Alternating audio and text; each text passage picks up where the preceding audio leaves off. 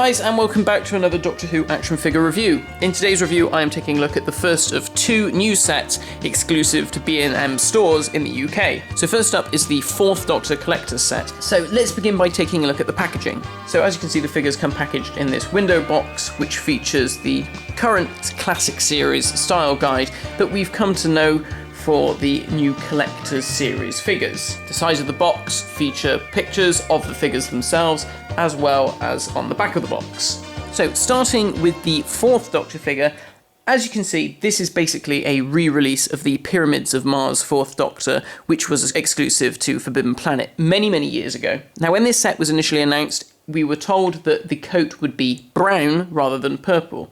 And looking at the coat, well, it's hard to tell if it's really brown or just not quite as purple as the original figure. The colour does seem to be perhaps slightly more muted than the original figure, but it's not necessarily brown. It's not quite as obvious as I think people were expecting. Now, the reason behind the possible purple-brown variant is because in stories such as Robots of Death, Face of Evil, the coat that the 4th Doctor wears does appear to be more brown than the usual purple-coloured coat that he wore in stories like Pyramids of Mars and The Hand of Fear. However, people aren't really necessarily sure if it's meant to be two different coats or if it's just something to do with the lighting in those other stories, which makes it look more brown in colour. So here, again, it's a bit difficult to say whether or not this is just meant to be a straight purple re-release or whether they have maybe changed the colours slightly. It's very difficult to tell. Otherwise, the only other real differences are that the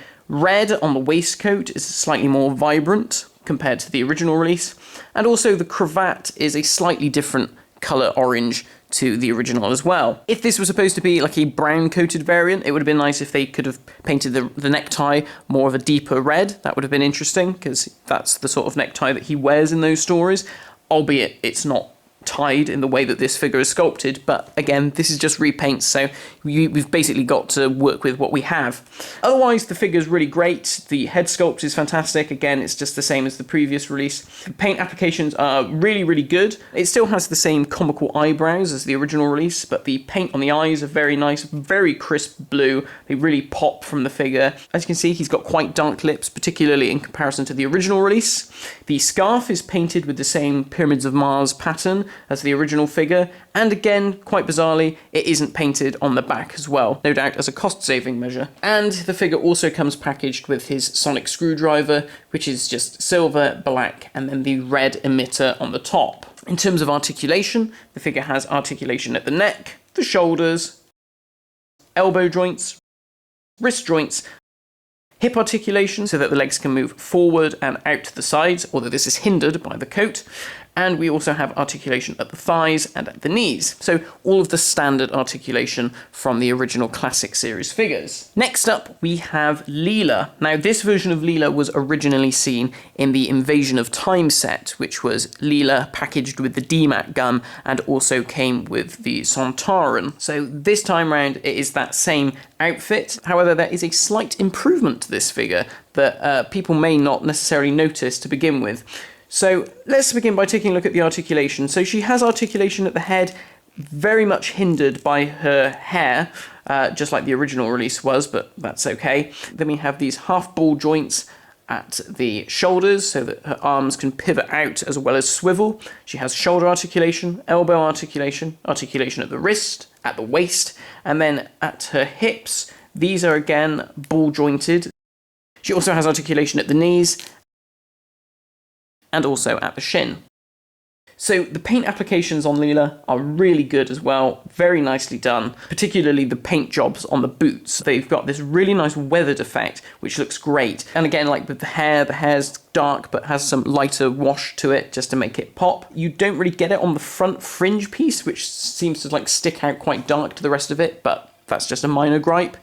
But the improvement to this figure is the fact that she now has blue eyes. Now, the original figure had brown eyes, which was incorrect. Now, the reason for this is because originally the character of Leela had brown eyes, but that was because Louise Jameson had to wear brown contact lenses. But because they caused her so many problems, they then wrote it into the series that Leela's eyes change colour. So by this point, Leela's eyes are actually blue. So here we have a more accurate depiction of Leela. Otherwise, the figure is exactly the same. You know, she still has her little sheath for her dagger. She also comes with her dagger, which, just like before, is just silver with the brown handle. One thing that is strange, however, with this figure is Leela's left hand.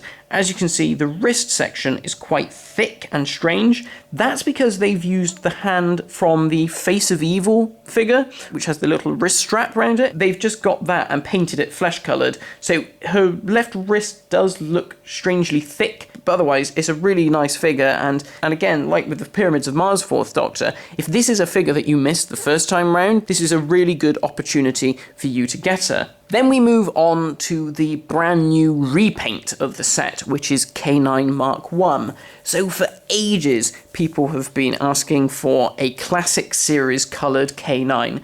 And although we have had a classic series K9 released in the past, again with the 4th Doctor, that's season 18 4th Doctor, they just released it in the modern K9 Mark 4 colours. So here we have him in that very dark metallic grey colour, which I really like. That is sort of like the classic K9 colours for me. And there are a few other little details that have changed with this figure. So it is exactly the same sculpt, which therefore means that there are some inaccuracies for it being K9 Mark 1. In particular, the handle on the top of K9 and the handle on the back, which weren't present on the original K9 Mark 1 prop. So, you know, again, it comes down to the fact that we're working with pre-existing sculpts. They've now painted the bumpers around the edge black, which is more like the original prop. The side panel, which features the little square, is now a lighter grey with a black outline. I really like that because that really pops and stands out. The tail is now entirely black, just like the original prop. And then if we look at the control panel on the top, you can see that this is painted black, and we have red, blue and green buttons. What is worth mentioning, however, is the fact that the panel that says K9 is no longer removable. That is actually glued into place. He still features his friction drive pull back and go feature, so if you want K9 to whiz around the place, you can still do that. And he still features a little bit of articulation. You can sort of twist the head round ever so slightly. But otherwise, yeah, it is just a simple repaint, but it's an effective repaint. I'm really glad that we finally have a classic colour K9. So that's it for this set. It's a bit of a mixed bag in some ways because I really like the K9. I was really hoping for more of a variant with the 4th Doctor, but like I said, the colour difference in the coat seems so subtle that it's probably not even a repaint of any description. It is more of a straight re-release. It's also nice, however, that Leela now has the correct blue eyes. So really, what's the main draw of this set? For me, it's K9. So these sets are like £17. A bit more expensive than they used to be, which is really a lot of money just for a repainted K9. So the tweaked Leela is sort of a bit of a bonus, I guess. But really, the big draw for a lot of people is going to be the fact that it features 2 Forbidden Planet exclusive figures that they may have missed out on originally. So I think people were really hoping for more from these variants, you know, K9 notwithstanding. It would have been nice to have seen a different version of the 4th Doctor. Personally, I think it would have been quite nice to have seen the City of Death 4th Doctor in the brown coat. That is literally just a simple repaint, and, you know, they could have tweaked the scarf colours as well. That would have been really nice. So thank you very much for watching, guys. I will be reviewing the Monster set, which features the Cyber Controller from Tomb of the Cybermen, a Cyberman from Attack of the Cybermen, which is a brand new repaint, and also one of the Sontarans from Sontaran Stratagem and Poison Sky. Thank you once again for watching this review, and I will see you again, hopefully quite soon, to review the B&M Stores exclusive Doctor Who Monster set. Thanks for watching, and I'll see you again soon. Bye-bye!